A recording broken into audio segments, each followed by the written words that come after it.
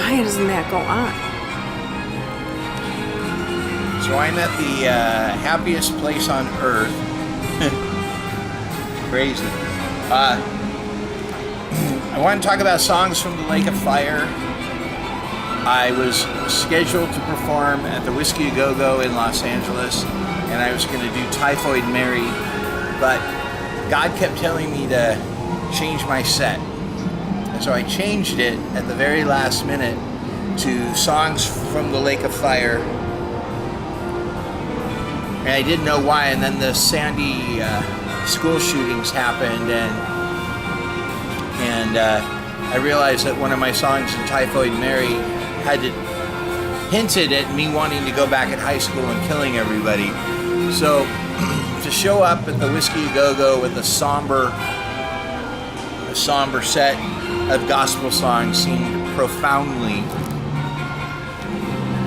appropriate. It was more like singing a set of dirges, and a friend of mine walked up to me after the show and he said, "Why did you pick on this night where you could have done anything you wanted, the most conservative thing you could have possibly have done?" And I said, "Really?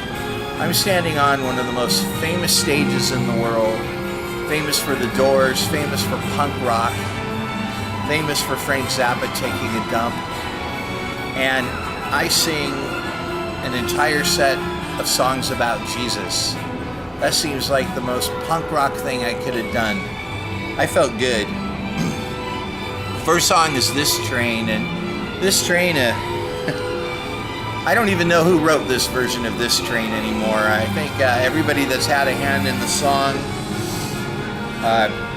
Pete Seeger,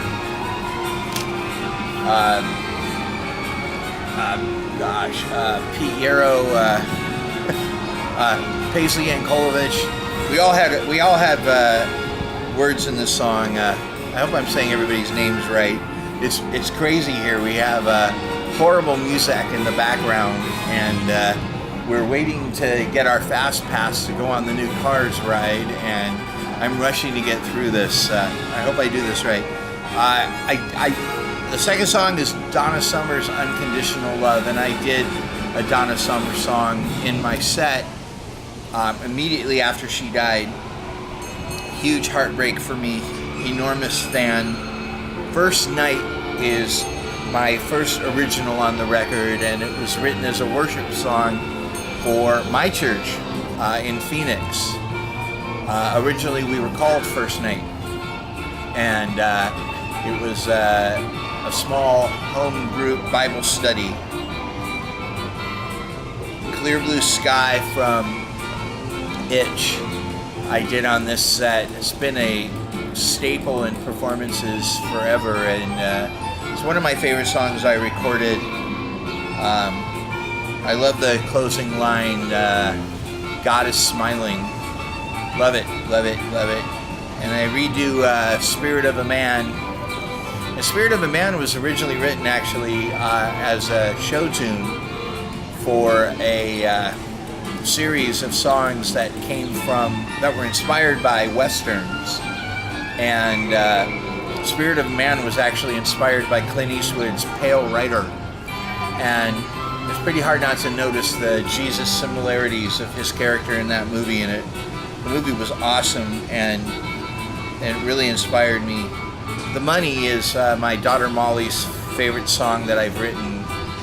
And it's just an explosion of madness around not being able to afford the things in life you want. Even though you're a Christian, you're doing what you're supposed to do. But as the song unravels, you find out I'm not doing anything I'm supposed to do. I'm pissing away money. I have a lifestyle that's contrary to God's plan for my life, and He doesn't even like where I work and where I live. Next song is You Light Up My Life. I did it on Love Me Forever, and I did it again here. I'm a massive Debbie Boone fan. I shamelessly admit that. I used to go to church with her.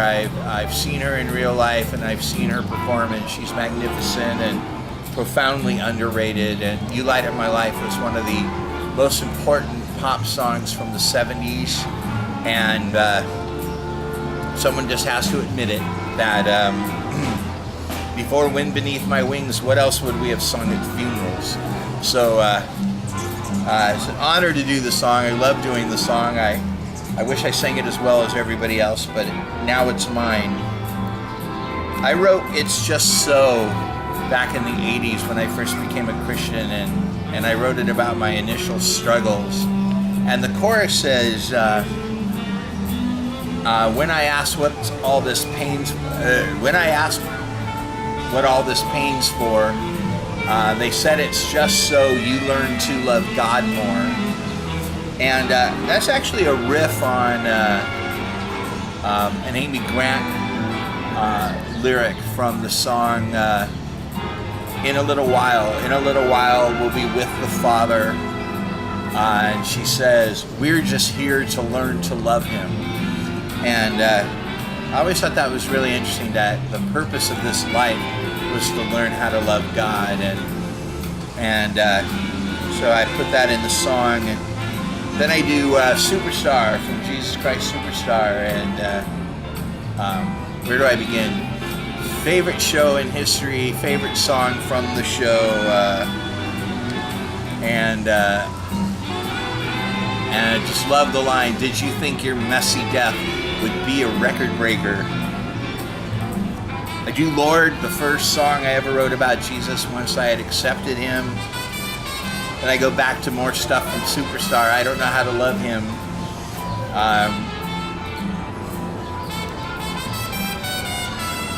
I finally do a version of Spirit in the Sky.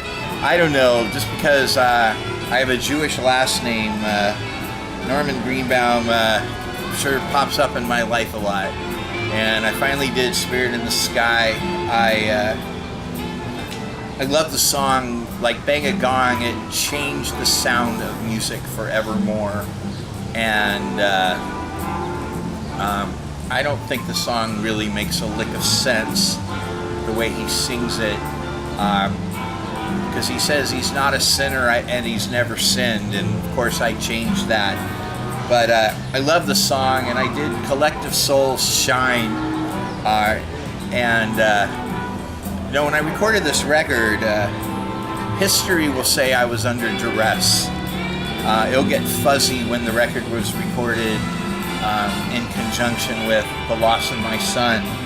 And I'm hoping that whatever's wrong with the record, people will just say, well, he'd been through a lot. But the truth is I recorded it before my son died, but I was going through a lot when I recorded it. And this was not a record to go back and do a lot of overdubs. I never do overdubs if I can avoid them, and I certainly avoided them here. I just said, this is really what I sound like, this is really how I sing this, and this is really what I do. And Shine really shows that. And I'll be interested to hear the feedback on that song over a lifetime. It's either the best or worst thing I've done. Up Above My Head, oh my gosh. Old song. Love the song so much. And if you listen to Disco Inferno, you will hear the song quoted.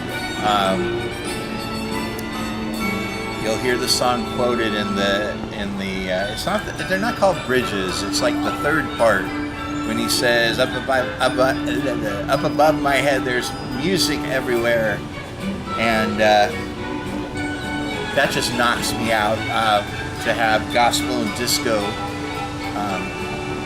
merge like that. Reminds me of Paisley Yankolovich on his first record, Human Love, his disco gospel song. Then I do Mountain of Life, which is very, very much one of my personal favorite songs I've written. Actually, I think Sinead O'Connor wrote it because I stole her riff of Emperor's New Clothes. But her riff of Emperor's New Clothes was stolen from just about 8 million other songs. Then I do another song like Clear Blue Sky that was co-written by my friend Liam McGilvery. Wasted Time, and it finally has all the lyrics on it that it's supposed to have. It has the last part all about Satan, and I'm glad I finally got that on a record. I closed the record with Maria McKee's and Little Steven's I Found Love. I've been doing that since the song came out, just like Shelter. I love you, Maria. Thank you for letting me do your songs. There's a hint at the end of I Found Love of an upcoming song called Hell that's supposed to be on a record called Hell Tones, which I may or may not ever record. And I leave this record on an uncomfortable note. I think that our lives and our relationships with God always have a hint of the threat of death and loss and failure. I think Songs from Lake of Fire is a singular event, much like the show I own. Wow, that would be Kermit. I know he's around here somewhere. Just like the show, it was a one-time event. I did the show once and never did it again. I did the songs in the studio. I really haven't performed them since. They're a very bittersweet collection of songs for me. Thank you to all the people that donated towards this record. Your names are all mentioned on my website. I sound like I'm accepting an award now. I hope I didn't leave anybody out or anything out. If I did, I'll add it to the website. I'm going to Disneyland.